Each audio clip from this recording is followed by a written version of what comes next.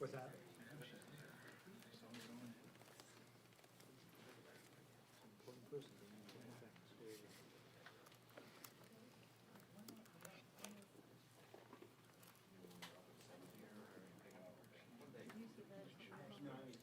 Well, I appreciate you feeling that. It was an early morning one. Very small.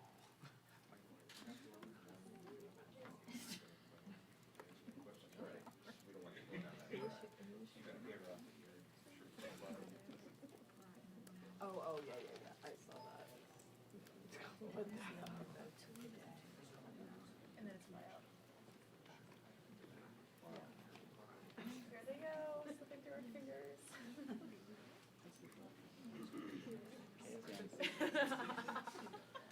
Yeah, yeah. Same. I mean, yeah.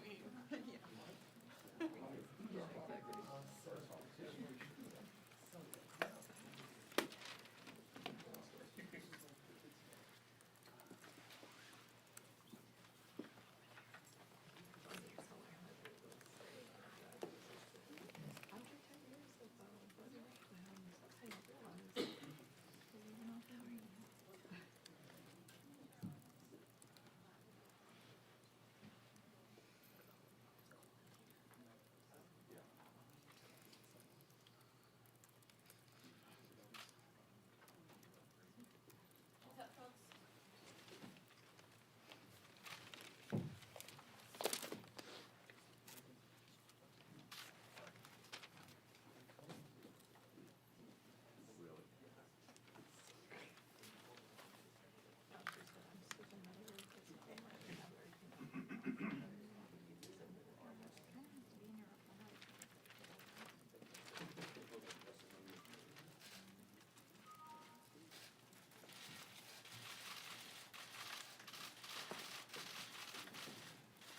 Good morning.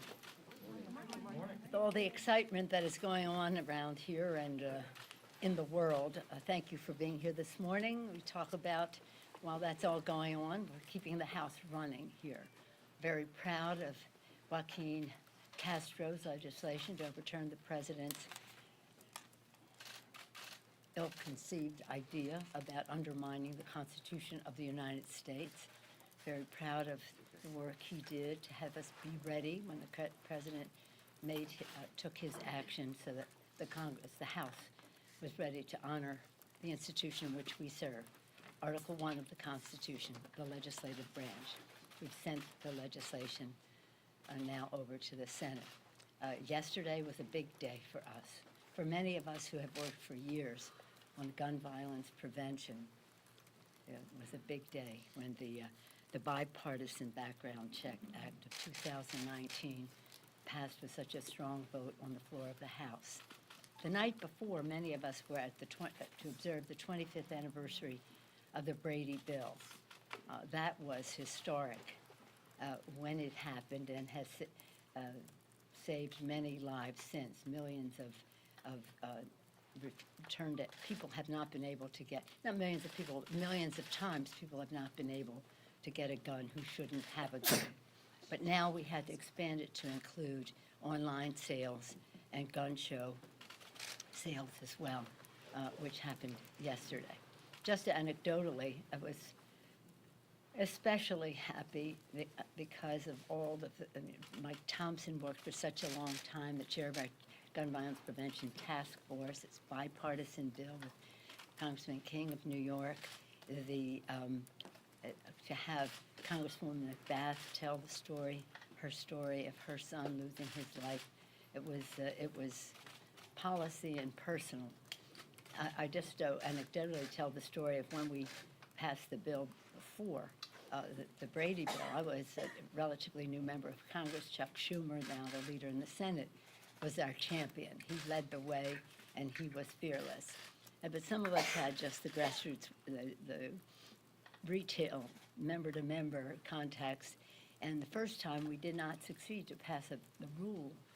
So some of us went over to see Mr. Brady, a person from your profession, really such a talented man who, as you know, was shot at the same time President Reagan sadly was. And he and Sarah have been such an inspiration she the guardian angel of it all for so many years, even after his passing.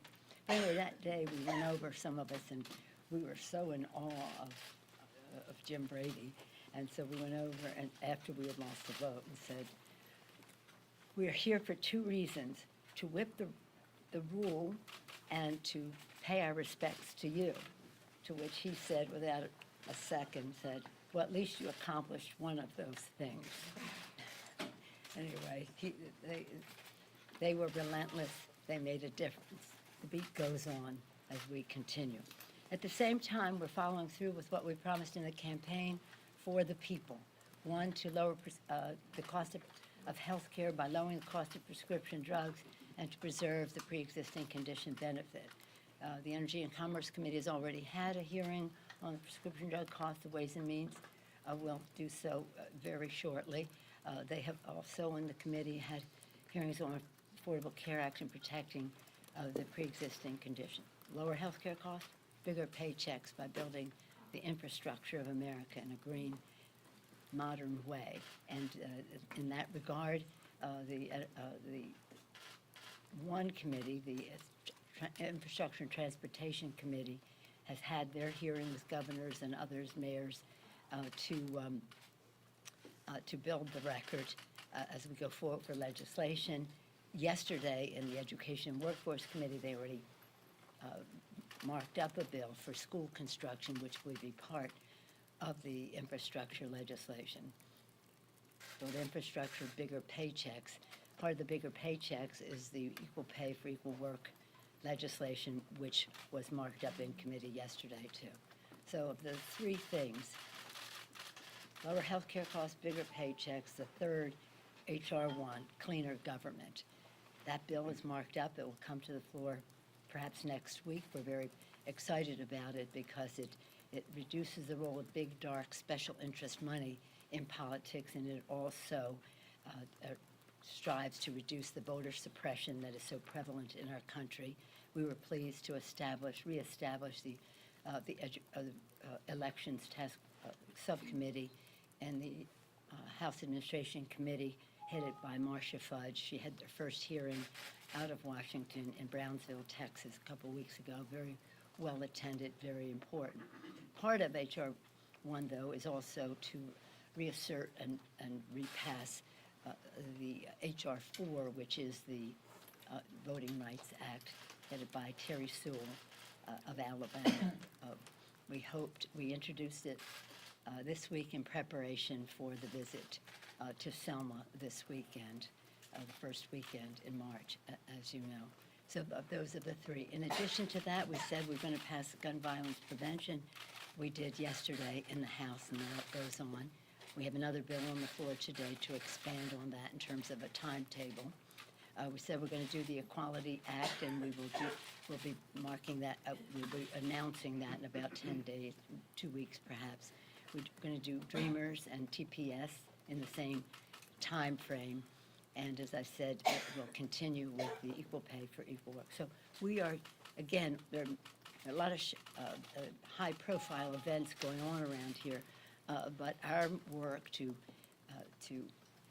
support the financial being of America's working families goes on.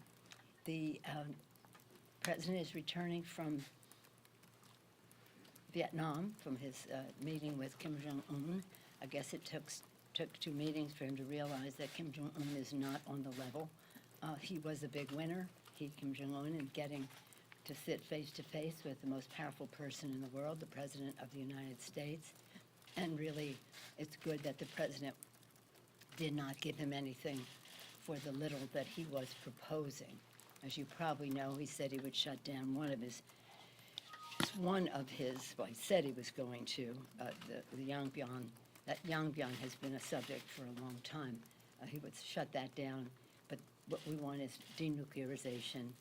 They didn't agree to it in the first meeting. They didn't agree to it in the second meeting. And as you know, they wanted lifting sanctions without the denuclearization. I'm glad that the president walked away from that. Diplomacy is important. We always support it. But the prospect for success, God bless you, the prospect for success seem dim in light of the insincerity of Kim Jong-un. I've been, as many of you know, to North Korea, to Pyongyang, beyond the DMZ, and very serious concerns about North Korea, always hopeful that diplomacy can take us to a place ever suspicious of the motivations of a person like Kim Jong-un. So I'm glad that that didn't work. Earlier, last weekend, I was pleased to lead a delegation to the Munich Security Conference and then on to Brussels for NATO meetings. I'm proud to say that our delegation was part of other delegations that went. Over 50 members of Congress were there, House and Senate, Democrats and Republicans, reasserting our commitment to the transatlantic relationship between the U.S. and Europe, as well as our commitment to NATO to strengthen it. People seem very happy to see such bipartisanship, House and Senate, with a very positive message of the importance of that region to us. So those are some of the things that have been going on here. And right now, we're debating the second bill, H.R. 1112, for gun violence prevention. So if I run out the door, it's because I have to go make a vote. Yes, ma'am. Madam Speaker, the President Katie. of the United States seemed to side with Kim Jong-un on the question of Otto Warmbier, the American student who died after being in North Korean custody. What's your reaction? I'm sorry, I'm not familiar with what the President has said about that. He was asked about it, and he seemed to say that Kim Jong-un denied a role in this and that he believed Kim Jong-un. Well, see, as I said, I don't think Kim Jong-un is on the level, and the President has believed Putin as opposed to believing his own intelligence leadership on subjects. So, again, I didn't know the President said that, but it's strange. And I don't know, there's something wrong with Putin, Kim Jong-un, in my view, thugs that the President chooses to believe. Yes, ma'am. Madam Speaker, what should the consequence be if the President did violate campaign finance laws while in office? You know, I haven't, let me just say, I read you what we're doing here. We're constantly busy. And so I didn't sit down and watch the proceedings yesterday. But I do know what I saw in the reporting of many of you is that Chairman Cummings was just a magnificent maestro. And each and every one of our members did a very good job in trying to elicit the truth, to try to get to the facts. Some of it was confirmation, as Jerry Connolly said. Some of it confirmed things that they had heard otherwise. And some of it, as you heard, was possibly new. Some of the high-profile statements seem new. Again, I'm not in any position to verify what he said, but that would be, Mr. Cummings had, I trust his judgment, and he had some questions about suspicions that might be true. Would that be an impeachable offense? Well, I'm not going into that. I'm not going into that. We have two investigations, the Mueller report that we're all anxiously awaiting, and as was indicated, the one thing I did see widely reported was that the witness said that other issues that he was aware of were under consideration by the Southern District of New York. So let's see what that is. But again, impeachment is a divisive issue in our country. And let us see what the facts are, what the law is, and what the behavior is of the President. I've said to some of you running up and down the hall, right now, what I'm concerned about is the President's undermining of the Constitution of the United States, which with his, again, ill-advised declaration. I think he's totally wrong. I was at the border this past weekend. What he's proposing is going on there is mythology. It is not reality. I wish you could all go to Laredo for the week of the birthday of George Washington and honoring George Washington, Martha Washington, so patriotic, such pride and heritage, such patriotism about America. So that concerns me more than what may or may not be said now. When the facts are known, then we'll make a judgment then. I'm also concerned about what the president is doing in denial of what is happening in terms of climate change in our public policy arena, that he is still in denial. I'm concerned about his heaping praise on a tax bill that gives 83% of the benefits to the top 1% and ignores the needs of people as we write budgets. So I'm more concerned about his policy than his personality. However, when the facts are known, then we can make the judgment. Yes, ma'am. Madam Speaker, on the gun votes, you're a good vote counter. What do you think the chances are that either of these can get 60 votes in the Senate? And if they cannot advance in the Senate, what would you say they've achieved, if anything? Well, these bills are bipartisan, especially the one yesterday, which was the heart of the, the one that we have worked so hard on for such a long time. Today is an important continuation of that. You've heard me say it over and over, public sentiment is everything. 90% of the American people, 90% of American people support background checks, even members of the National Rifle Association. Most of them who are gun owners have had their background checks, and they have no, they personally don't avoid that. So 90%.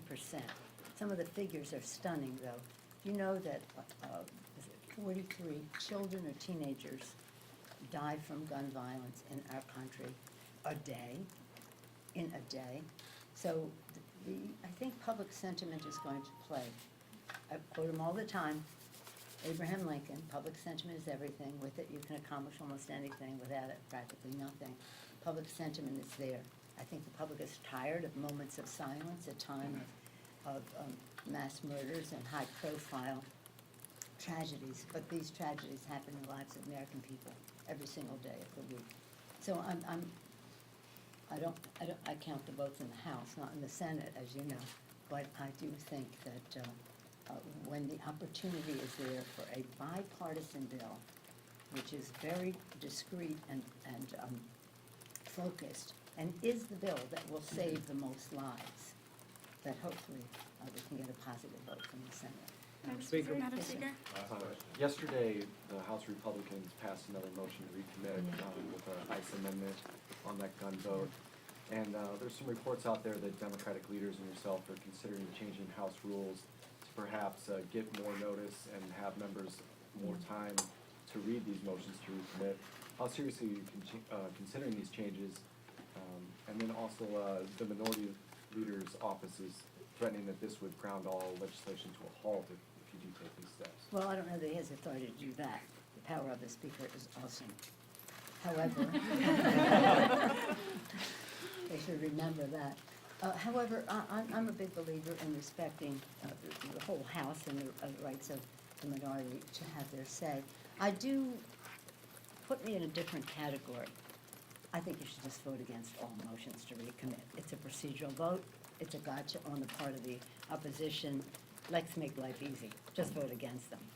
Should there be some review of everything that we do? We have a now modernization, select committee on modernization from our side, chaired, from our side chaired, yes, by Derek Kilmer of Washington State. And they are going to be having open hearings on issues of concern to me. Well, let me make their announcement about their agenda. But I think that's an appropriate place for some of that discussion to take place. In the meantime, vote no. Madam Speaker, to that end on that question about I thought it was to the John's last question. question. Chad did Well- last. That's all. No, what, the power of Chad is awesome. Do you agree, or is that a one-man show? If you'll indulge me, just to follow up on John's question here. Maybe so, maybe not. The idea, though, that some of these roll call votes on MTRs are good votes for your members to show voting against leadership if they're from swing districts, if they're freshmen. That was certainly the case in '07. Is that not a good vote for some of them to take? No, vote no. How so? Vote Explain. no. Just vote no, because the fact is, a vote yes is to give leverage to the other side, to surrender the leverage on the floor of the House. So again, we have, our members are so fabulous and they're so great. Weren't they wonderful in the hearing yesterday, and now they're behind closed doors in intelligence. If it weren't for you, as ex officio, I'd love to just be in that room and hear what's going on, but unfortunately don't have time for that. No, my view is that they should vote no. There are plenty other times when they can vote no, but express their, shall we say, opposition to the leadership on the form of a bill, vote against a bill. But in terms of the order of the House, it's a procedural vote. I suggest a no vote. Should there be some discussion of any of what we do here, we now have established a modernization, select committee on modernization of Congress, and happily, the minority leader has appointed people to it. We're still waiting for his appointments to the select committee on climate. Okay? Thank you all very much. Thank you. That was hilarious. That's awesome. Good job. Nice. You No, are actually, indulging that ego. And I appreciate the follow-up, because I had a similar question, so, thank you. Chad, next time I'm just gonna tell you the questions I want you to ask. Okay. Yeah, we do that. We'll work on it. We'll do a list.